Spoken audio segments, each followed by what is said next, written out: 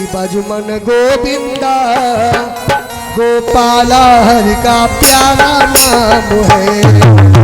गोविंदा गोपाला हरि का प्यारा नाम है।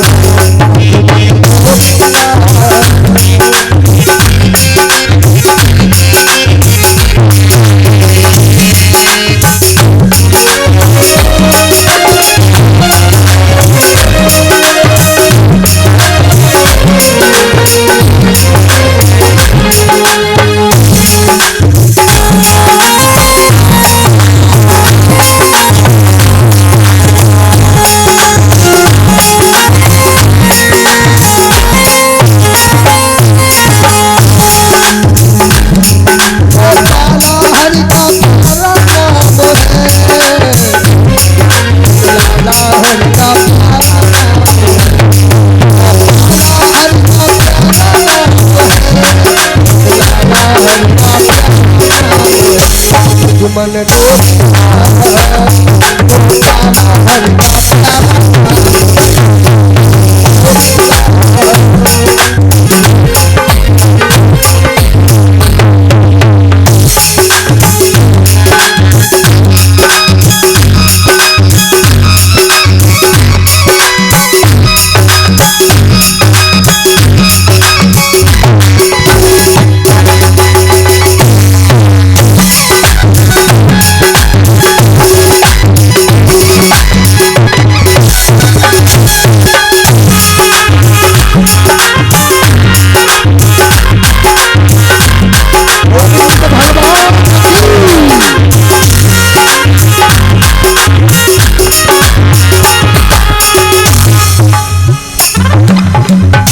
प्यारे भाइयों, हमको कथा का अता पता नहीं है। हम तो भैया ब्रह्म ऋषियों से, गुरुओं से, संतों से जैसी सुन रही तैसी हम आपको सुना देते हैं। प्यारे इधर कहूँ भूल जाता है, कहूँ याद ही आ जाती है।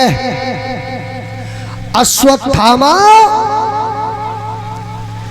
को अर्जुन पकड़ने गए।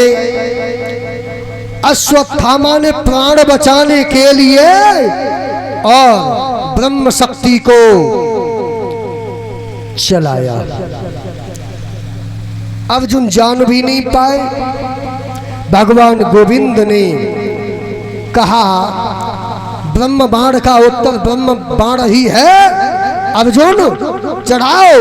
और उधर कृपाचार्य ने भी अश्वत्थामा को डांटा डपटा, अरे नीच तूने अच्छा नहीं किया है, क्या सृष्टि का प्रलय करना चाहता है? रोक, अपने बाण को वापस ले। अश्वत्थामा कहने लगा मैं चलाना जानता हूँ, वापस करना नहीं जानता। चलाना जानता है, पेड़ पर चढ़ने से पहले उतरने की भी कला आनी चाहिए। लज्जा कर, चुल्लू भर डूब के मर जा पानी में। कृपाचार्य ने अपने योग विद्या से अश्वत्थामा के बाण को निरुत्तर कर दिया और अर्जुन ने अपना बाण वापस ले लिया। दौड़ करके अर्जुन ने अश्वत्थामा को पकड़ लिया और रथ से बांध करके देवी द्रौपदी के चरणों में लाके डाल दिया। अश्वत्थामा को देख करके भीमसेन गदा हिलाने लगे। बुझदिले, कायर, कुलकुपूत, मेरे गुरुजी की, मेरी गुरु माता की कोख को ले जाने वाला, अब तुझे दंड दूंगा। इसको मृत्यु दंड होना चाहिए। धर्मराज युधिष्ठिर कहने लगे ब्राह्मण को मृत्यु दंड देना शास्त्र से विरुद्ध है। डिस्कस करने के बाद में आदेश पाया गोविंद का, तो उसकी चोटी और जनेऊ काट लिया। ब्राह्मण की मौत होती है चोटी का कटना और जनेऊ, यानी धर्म चला गया, उसकी इज्जत चली गई। प्यारे भाइयों, भीमसेन ने गला हिलाई, कहने लगे अरे पापी, तेरे सर को एक गदे में फोड़ दूं।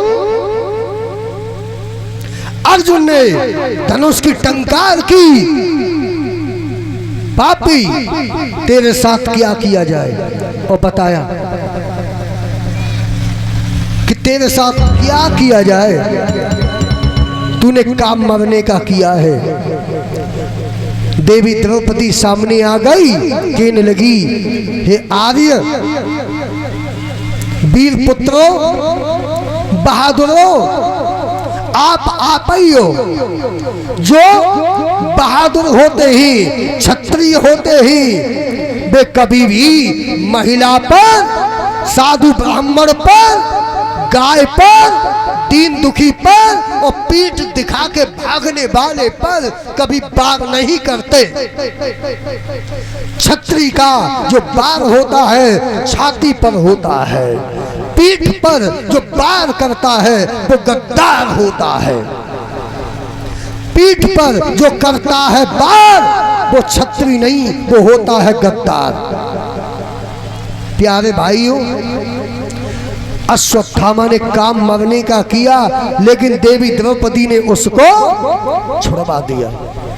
गुरु जी का बेटा है, अगर इसको मार डालने से मेरे बेटे आ जाए तो इसको मार दो,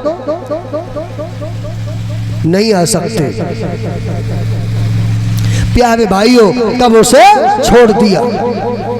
अश्वत्थामा पांडवों के शिविर में से अपमान का घूंट पी करके निकला और उसने ये संकल्प ले लिया कि अब मैं पांडवों का जो बीज है उसको भी नष्ट कर दूंगा।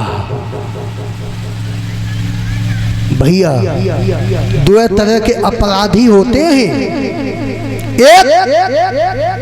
एक पापी दुष्ट अधर्मी ऐसा होता है कि पाप करते करते तो मैंने कर दिया, और बाय कुछ लोग बड़े बूढ़े संत ज्ञानी डांटते ही, डपटते ही, जलील करते ही, ताना कसी करते ही तो वो सुधर जाता है।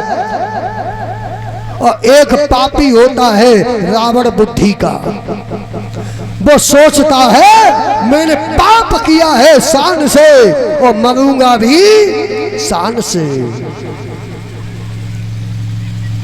एक अपराधी था और उसको किसी सभा में से धक्का मार के निकाल दिया, जूते मार के निकाले, 5 जूते मारे और जूते मार के और धक्का मार के सभा में से निकाल दिया। दूसरे लोग कहने लगे राम राम राम, आपको तो चुल्लू भर पानी में डूब के मर जाना चाहिए, मुंह नहीं दिखाना चाहिए, आपका घोर अपमान हुआ है। वो अपराधी जूता खाने वाला कहने लगा तुम पागल हो गए हो, तुम्हें अकल नहीं आई, मुझे तरस आता है तुम्हारी बुद्धि पर, आप नहीं समझ सकते। ये तो छोटी सी सबुल्ली थी, छोटी सी सबुल्ली, 10 सभाओं में से मुझे 10 जूता मार के और धक्का मार के निकाला गया है, देखो मेरे पास अवार्ड है, कर लो बात जी। ऐसे अपराधी का कभी सुधार हो सकता है? कभी नहीं सुधार हो सकता। अश्वत्थामा को तो कृतज्ञ होना चाहिए पांडवों का कि मैंने काम तो मरने का किया, लेकिन पांडवों ने मुझे छोड़ दिया दया करके। लेकिन कृतज्ञ होने के बजाय उसने क्रोध किया, उनका ही गद्दारी का काम किया और ब्रह्म बाण उठाया और उत्तरा के गर्भ पर चलाया। इधर हस्तिनापुर में भगवान द्वारकाधीश की विदाई का समारोह चल रहा था। फूलों से, चावलों से, मालाओं से विदाई दी जा रही थी। उसी समय उत्तरा रोती चिल्लाती हुई आई, हा केशव, हा गोविंद, हा मामा, हा मुरारी, रक्षा करो त्राहिमाम। लगता है मेरे उदर में जो बच्चा है उसे कोई जला रहा है। त्राहिमाम त्राहिमाम त्राहिमाम त्राहिमाम। उसी समय भगवान कन्हैया जानते हैं सब कुछ, अंतर्यामी है, सूक्ष्मात सूक्ष्म रूप लिया। भगवान तो सर्वत्र व्यापक है पहले से ही, लेकिन लीला की भगवान कड़कड़ में विराजमान है। ईशावास्यमिदं सर्वम यत्किंच जगत्याम जगत, कड़कड़ में वो बांके बिहारी विराजमान है। गर्भ में ही प्रकट हो गया सूक्ष्म रूप लेके, और चक्र सुदर्शन से उसकी ब्रह्म बाण से उस शिशु की रक्षा कर दी। सूत जी महाराज कहते हैं समय के सुंदर योग पर बालक का जन्म हुआ। ज्योतिषाचार्यों ने उसका नाम विष्णु रात रखा। क्या नाम रखा? विष्णु रात। परीक्षित कहने लगे लोग, क्यों कि जब इनको कोई गोद में लेता था तो ये उसके चेहरे की तरफ देखते थे कि जिसने मेरी गर्भ में रक्षा की, क्या ये वही महापुरुष हैं कि कोई और है। ऐसी परीक्षा करने के कारण उस विष्णु रात का नाम परीक्षित भी पड़ गया। प्यारे भाइयों, परीक्षित का जन्म होता है गजपुर में। पंडवा लोग मोहर असरफियां लुटा रहे हैं, उत्सव मनाया जा रहा है और श्याम सुंदर की विदाई हुई है। और प्यारे भाइयों, परीक्षित महाराज बड़े सर्वांग सुंदर हैं, सभी सुलक्षणों की खान है। प्यारे भाई अजय भैया, अति संक्षेप में चलते चलते कि ज्यों शुक्ल पक्ष का चंद्रमा,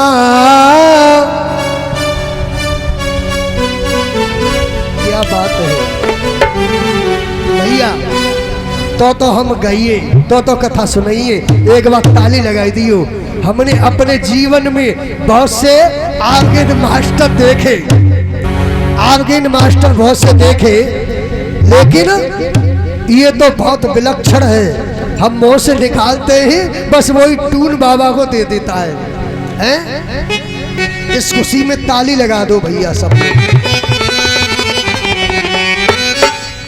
अब बताइए एक बात और सुन ले कान खोल के। अजय भैया मेरी बात मानेगो कि नहीं? सब लोगों के सामने हाँ कर या ना कर, हाथ उठाए के कहे तो अब मैं बोल रहा हूँ, माननी पड़ेगी बात। इतने लोग गवाए पंच हैं ये लोग, नहीं छुट्टी आप खा ले के मानेंगे ना। बताए दइए कौन सी बात पता है?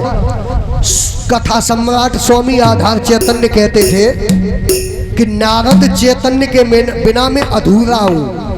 नारद जो ढोलक मास्टर थे उसके बिना ये आधार जी अधूरा है। जो आधार जी कहते थे नारद चैतन्य के बिना मैं अधूरा हूँ, उसी प्रकार से मैं भी आज कह रहा हूँ कि कथा में अगर अजय आर्गन मास्टर नहीं मिला तो मैं भी अधूरा एक टांग वाला रहूंगा। तो समय ईश्वर की इच्छा हो जाए तो तू मेरा साथ देगा कि नहीं देगा बता। अब मई के समय देख ले, बता दिए न दो साथ न दो तो देख लिए जा अनुजा को लेके तो रगड़ रगड़ के हम दो भैया लुढ़का के मारेंगे। बता रही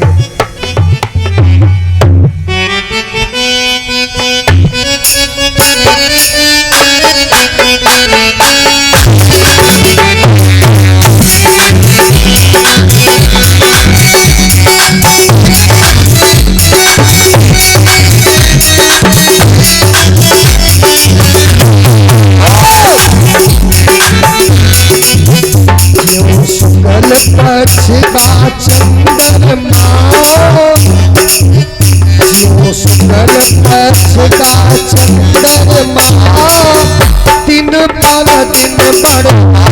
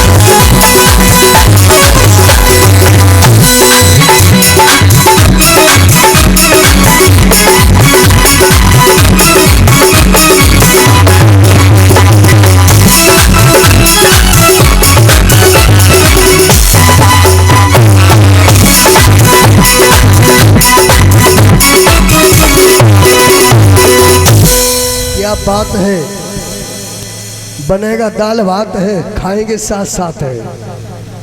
प्यारे भाइयों, क्या कहूं, कुछ कहा नहीं जाता।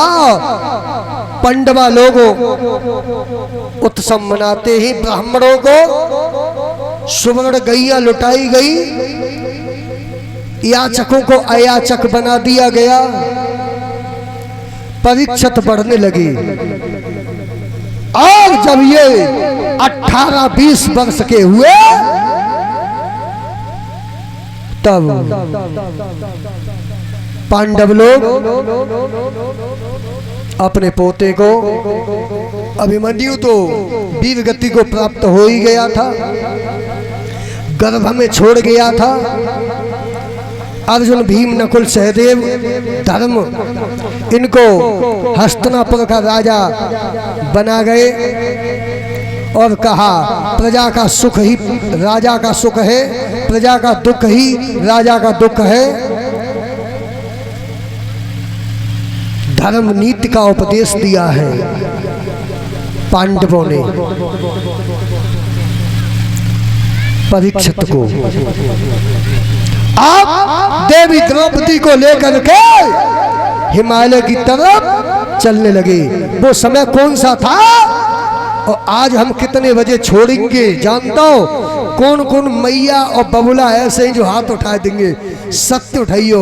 अगर ये बाबा पागल अवधेशानंद रात के 1 बजे तक कथा सुनाता रहा है तो कौन सा ऐसा बहादुर है जो सुनता रहेगा? हाथ ऊंचा करो, देख ले जाने आज उंगलियां उठाइए, हाथ ना उठाओ, उंगलियां जी, उंगलियां ही तो खतरनाक है। लड़ाई की अम्मा जी उंगलियां है। दूसरे की तरफ उंगली जाने से पहले अंगूठा पीछे खिसकता है, मानो अंगूठा टाइगर दबाता हो।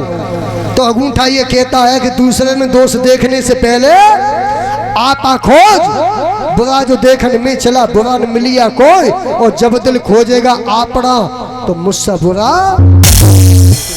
प्यारी मैयाओ, प्यारे भैयाओ, क्या कहूं, समय का भी ध्यान रखना पड़ेगा, लेकिन सार गर्भित तत्व लेते हुए कथा का और मठा का बढ़ाना ज्यादा बुद्धिमानी का काम नहीं है। कथा का और मठा का बढ़ाना बुद्धिमानी का काम है। बोलो, आधी मिनट की बात और 2 घंटा में करो, क्या जरूरत है? गागर में सागर भर दो, सार गर्भित बोलो, कम बोलो, तौलो और तौल के सटीक बोलो। ऐसा होता है कथा, उसको कथा कहा जाता है। जो तौल के सुनाई जाती है कथा वही मिटा पाती है व्यथा, और बेतौल सुनाया जाता है यहाँ की वहाँ की गप सप तो बात है, व्यथा नहीं मिटती, असाध्य रोग और पैदा हो जाता है, नासूर पैदा हो जाता है। प्यारे भाइयों, कुछ कहा नहीं जाता, कहीं बिना रहा नहीं जाता। परीक्षक का विवाह भी होता है आगे। हाँ, एक बात और रह गई है, वो भी आपको समझाऊं। कौन सी बात? कि वो समय कौन सा था कि द्वापर का अंत समय था वो, कि द्वापर का अंत समय था वो कलयुग की बारी आई।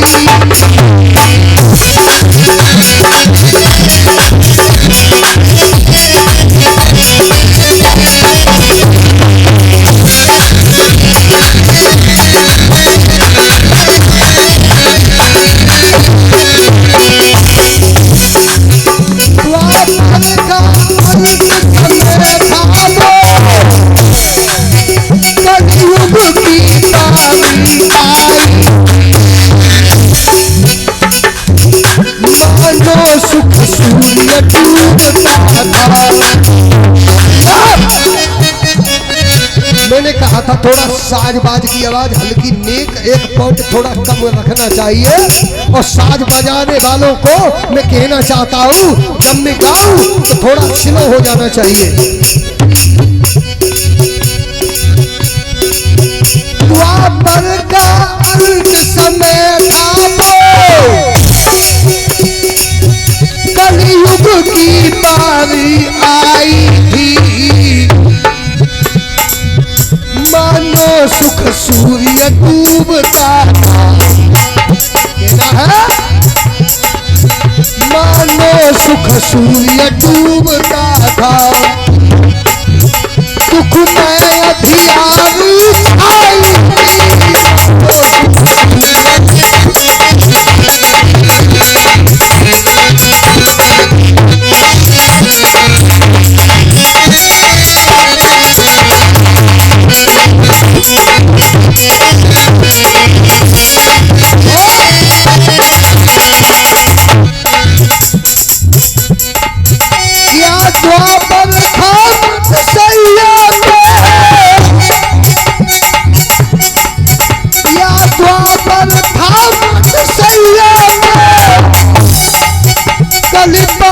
रूप पलनी में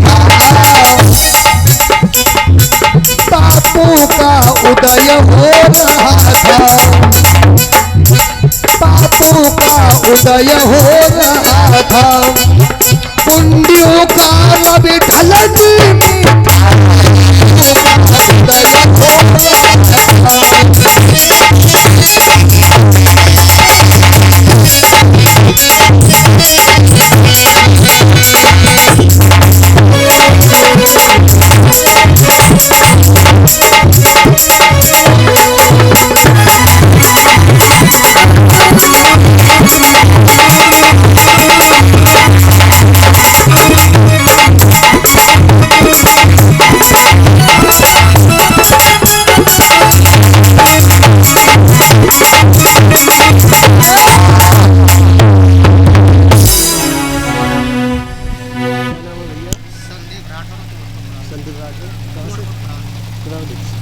और ये भैया संदीप राठौर भैया जी निवासी कुरावली से आए हैं, हमको अंग वस्त्र पहना करके हमारा मान सम्मान कर रहे हैं। मैं भगवान गोविंद से प्रार्थना करना चाहूँगा कि इस भैया के हाथ सदा धर्म क्षेत्र में आगे बढ़ाते रहें और इनके घर की बच्चों की नन्हे नन्हे मासूम बच्चों की फुलबारी सदा महकती फूलती फलती रहे। बोलो गोविंद भगवान की जय हो। और भैया कलश वाली जो बेटियां हैं, कलश वाली बेटियां लगता है कि लॉटरी खुली आई रे हाय, तुमको भी कुछ मिलने वाला है। और याद राखियो भैया, संदीप भैया याद राखियो, हमारी लाडली बिटिया कलेजे को टुकड़ा जाओ बैठी है, रूखी सूखी न रह जाए।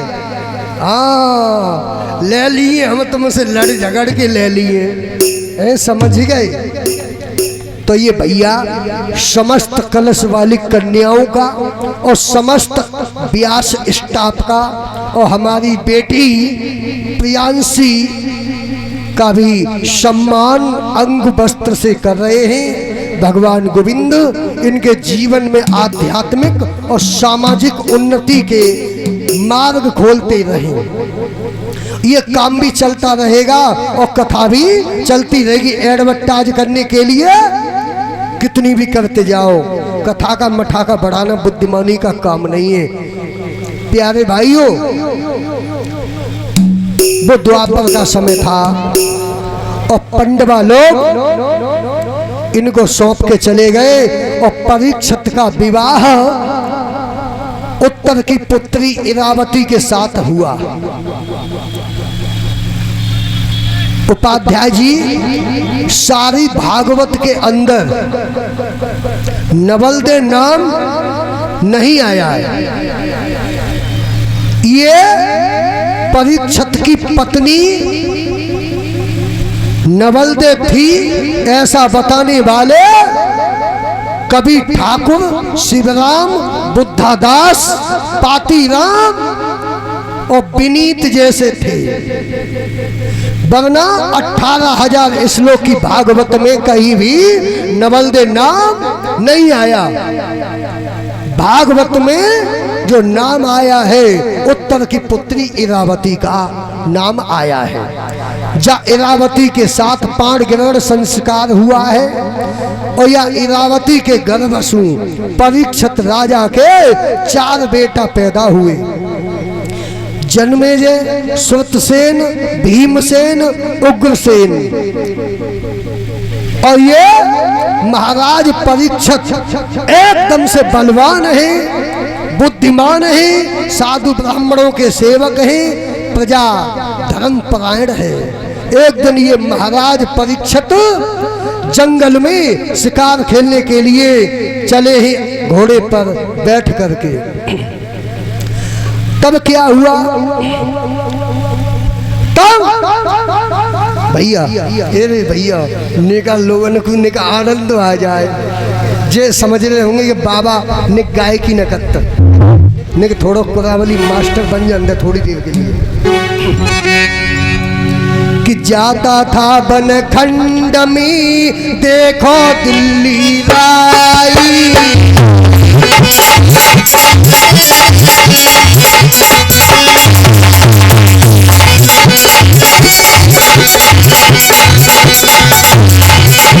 जाता था बनखंड में देखो दिल्ली राई, आई गई चिल्लाती हुई एक सामने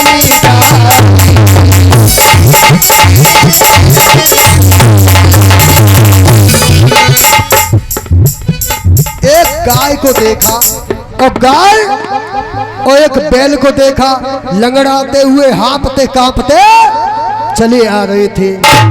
और एक काला कलूटा चांडाल था। तो गाय के पीछे कोई मुसीबत थी। हाँ, कौन सी? तो सुनो भैया, उसके पीछे काला कुरूप चांडाल भागता आता है। जब उसकी लाठी पड़ती है तब भूमंडल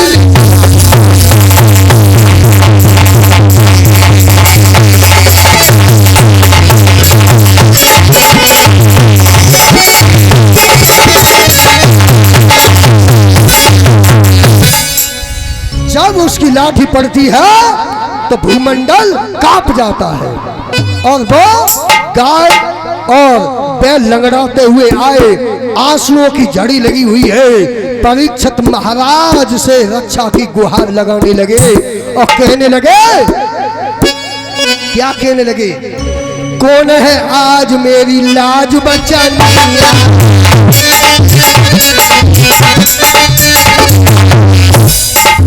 कौन है आज मेरी लाज बचानी आए, धर्म के नाम पे बलिदान चढ़ानी, धर्म के नाम पे बलिदान चढ़ानी आए।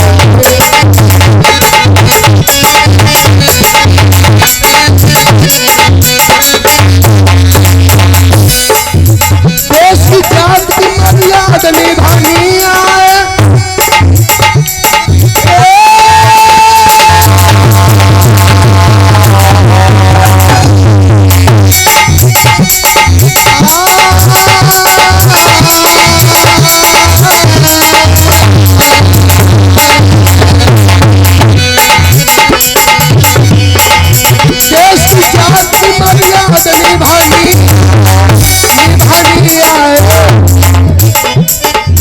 डूबती नाव को जो हाथ लगानी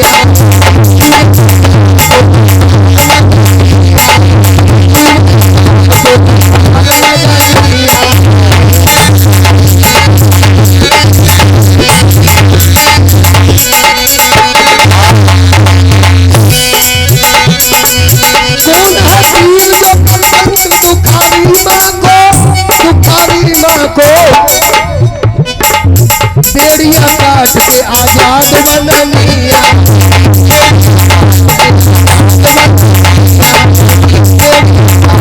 आजाद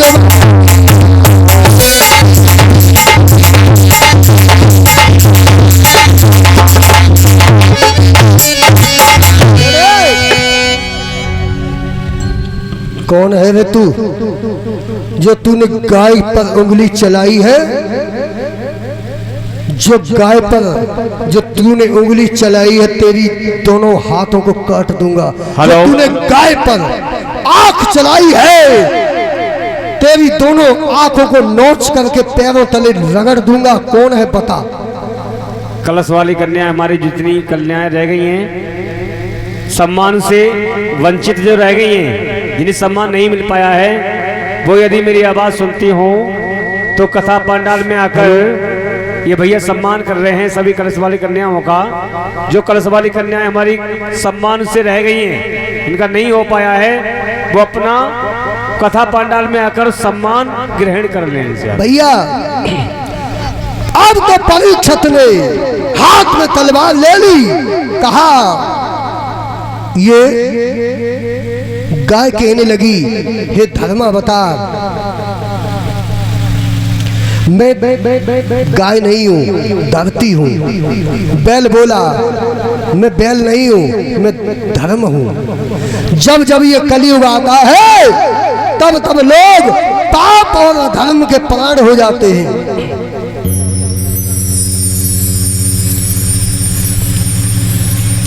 अच्छा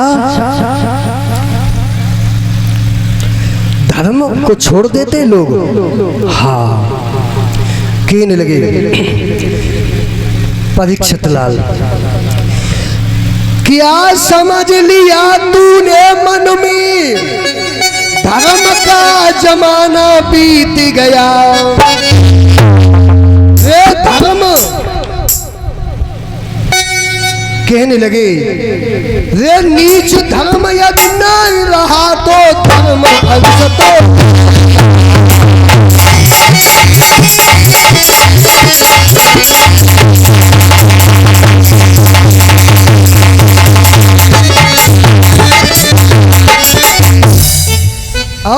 अर्जुन नहीं है, धर्म नहीं है तो उसका पोता तो तू मैं हूं, तुझे मौत के घाट उतार दूंगा। बस सावधान होना पापी, मैं तुझे न जिंदा छोड़ूंगा। जो गोबर हाथ उठाया है मैं उसी हाथ को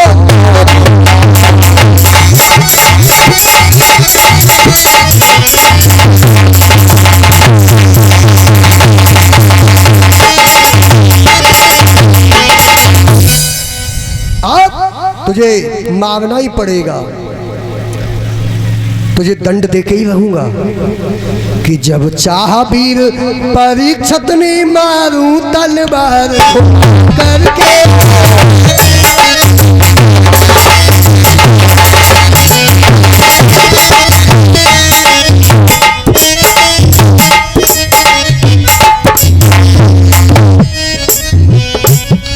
जब चाह वीर परीक्षित ने तलवार घुमा करके, वही कलयुग आगे आया बोला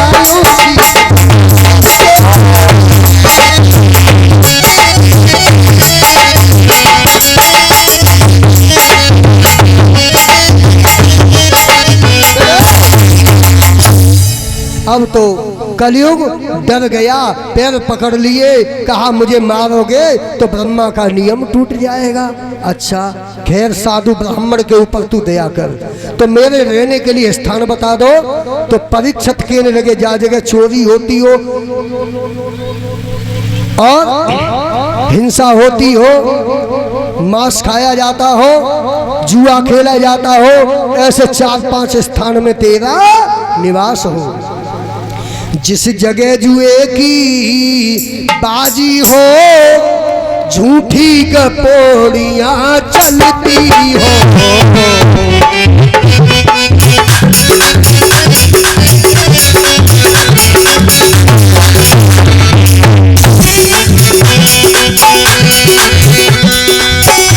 जिस जगह जुए की बाजी हो, झूठी गपोड़ियां चलती हो, बेसाई जहां निवासती हो।